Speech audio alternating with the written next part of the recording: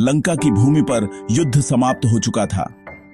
आकाश में तीरों की गूंज अब शांत थी और रथ के नीचे पड़ा था लंका का महान योद्धा दशानन रावण। उसका तेज अब मंद हो चुका था, लेकिन उसकी आंखों में अब भी ज्ञान की एक ज्योति जल रही थी। भगवान श्री राम धीरे धीरे उसके पास पहुंचे।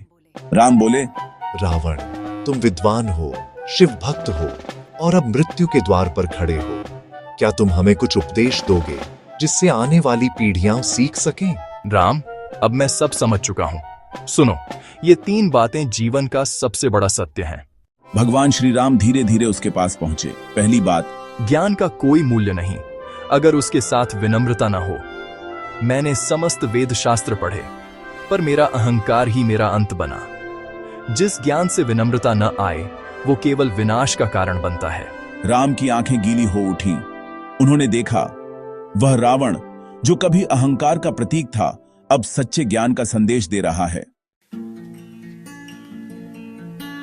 दूसरी बात, रावण ने धीमी आवाज में कहा, हे राम, जब भी कोई बुरा काम करना चाहा, मैंने जरा भी देर नहीं की, पर जब कोई अच्छा कार्य करना चाहा, तो मैंने कहा कल करूंगा, और यही कल कभी आया ही नहीं।